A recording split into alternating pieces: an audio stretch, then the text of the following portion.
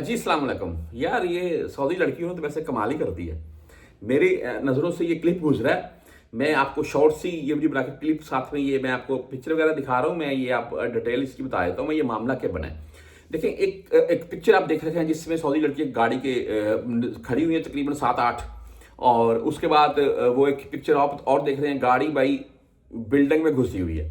और भाई ये क्या सीन बन गया। ये मैंने अपनी आंखों से एक आपको शॉर्ट सी बात बताने लगा, मजा आएगा आपको सुन के।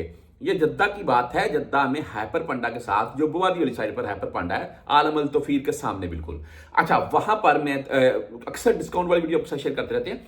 मैं हैपर पंडा जा रहा था तो रास्ते में मैंने देखा एक लड़की सौदन माशाल्लाह गोरी चिट्टी भाई, क्योंकि ना हिजाब उतरा हुआ था सर से ऐसे, तो वो रो रही है। मैं उसके तरफ ये लड़की क्यों रो रही है, खातून पास बैठी हुई है। तो मैंने जब दूसरी तरफ देखा तो उसने ना गाड़ी आगे को और गाड़ी तो उसको पीछे से टक्कर लगा दी है। अभी रो रही है कि मैंने तो टक्कर लगाई नहीं है, ये गलती से हो गया। लेकिन वो नजम वाला है हुआ था, वो जाहिर सी बात है जिसका कसूर है वो तो निकाले गई। तो ये ऐसे अक्सर एक्सीडेंट ऐसे वाकयात आप सड़कों के ऊपर देखते हैं, इन सऊदी लड़कियों से हो जाते हैं।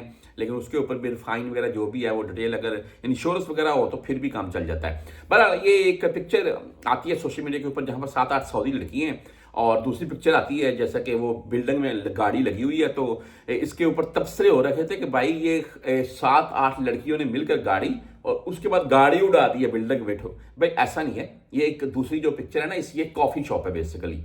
और इसमें ये कुछ डिजाइन इस तरह का बनाया गया है कि गाड़ी जैसे कि वो बिल्डिंग के अंदर लगी हो। तो वो दूसरी पिक्चर साथ में लोग शेयर कर रहे हैं ऐसे जान के।